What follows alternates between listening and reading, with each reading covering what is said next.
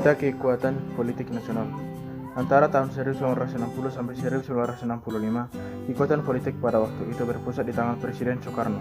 Presiden Soekarno memegang seluruh kekuatan negara dengan TNI, AD, dan PKI di sampingnya. TNI yang sejak Kabinet Juanda diberlakukan SBO, kemudian pemberontakan PRRI dan Pemesta pada tahun 1958, mulai memainkan peranan penting dalam bidang politik. Dihidupkannya Undang-Undang Dasar 1945 merupakan usulan dari TNI dan didukung penuh dalam pelaksanaannya. Menguatnya pengaruh TNI Angkatan Darat membuat Presiden Soekarno berusaha menekan pengaruh TNI Angkatan Darat, terutama Nasution dengan dua taktik, yaitu Soekarno berusaha mendapat dukungan partai-partai politik yang berpusat di Jawa, terutama PKI, dan merangkul angkatan-angkatan bersenjata lainnya, terutama Angkatan Udara. Kekuatan politik baru di wilayahnya adalah PKI. PKI sebagai partai yang bangkit kembali pada tahun 1952 dari puing-puing pemberontakan Madiun 1948, PKI kemudian muncul menjadi kekuatan baru pada pemilihan umum saat 1955.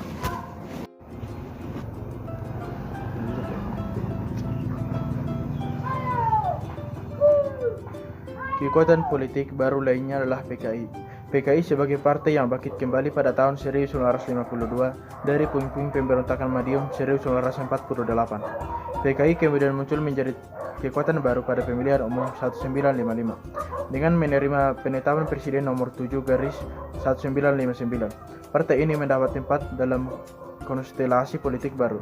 Kemudian dengan menyokong gagasan Nasakon dan Presiden Soekarno, PKI dapat memperkuat kedudukannya. Sejak saat itu, PKI berusaha menyaingi TNI dengan memanfaatkan dukungan yang diberikan oleh Soekarno dan menekan pengaruh TNI Angkatan Darat.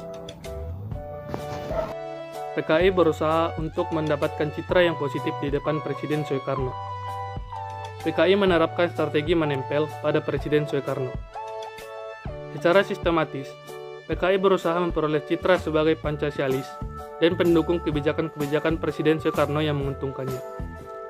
Hal ini seperti apa yang diungkapkan DN Aidit bahwa melaksanakan manipul secara konsekuen adalah sama halnya dengan melaksanakan program PKI. Hanya kaum manipolis, semunafik, dan kaum reaksionerlah yang berusaha menghambat dan menyabot manipul. Ungkapan Aidit ini merupakan suatu upaya untuk memperoleh citra sebagai pendukung Soekarno. PKI mampu memanfaatkan ajaran Nasakom yang diciptakan Soekarno sebaik-baiknya, karena lewat Nasakom inilah PKI mendapat tempat yang sah dalam konstelasi politik Indonesia. Kedudukan PKI semakin kuat dan respektabilitasnya sebagai kekuatan politik sangat meningkat. Bahkan, ketika Presiden Soekarno akan membubarkan partai melalui penetapan presiden, konsep awal disebutkan bahwa partai yang akan dibubarkan adalah partai yang memberontak. Namun dalam keputusan final, Presiden Soekarno meminta ditambahkan kata sedang di kata memberontak, sehingga rumusannya berbunyi, sedang memberontak, karena para pemimpinnya turut dalam pemberontakan. Sesuai dengan rumusan itu, maka calon partai yang kuat untuk dibubarkan hanya Masyumi dan PSI. Sebaliknya, PKI yang pernah memberontak pada tahun 1945 terhindar dari pembubaran. PKI pun melakukan berbagai upaya untuk memperoleh politik dari masyarakat.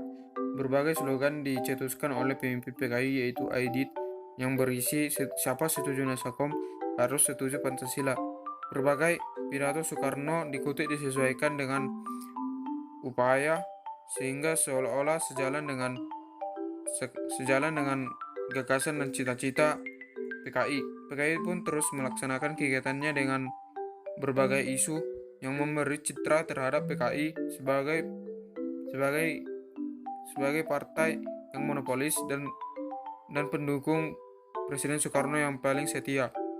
Ketika Presiden Soekarno gagal dalam membentuk Kabinet Gotong Royong atau Nasakom pada tahun 1960 yang mendapatkan tantangan dari kalangan Islam dan TNI AD, KPI memperoleh kompensasi tersendiri dengan memperoleh kedudukan sebagai MPRS, DPR GR dan pembentuk dan pengurus besar Front Nasional serta dalam musyawarah Pembantu Pimpinan Revolusi atau MPPR.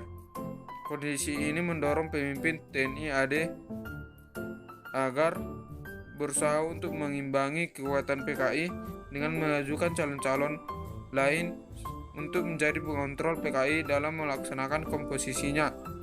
Upaya ini tidak dapat mencapai optimal karena Presiden Soekarno tetap memberikan porsi dan posisi terhadap anggota KPI.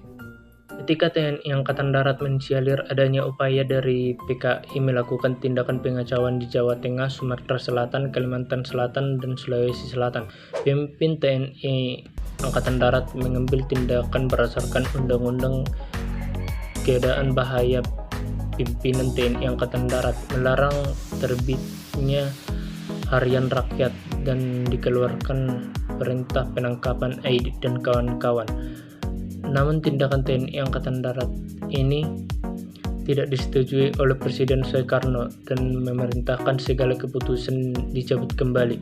Presiden Soekarno melarang Peperda mengambil tindakan politis terhadap PKI.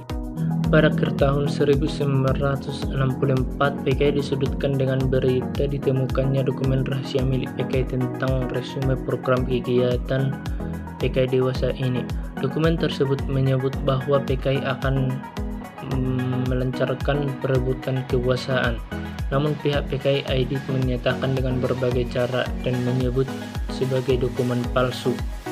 Peristiwa ini menjadi isu terbesar pada tahun 1964.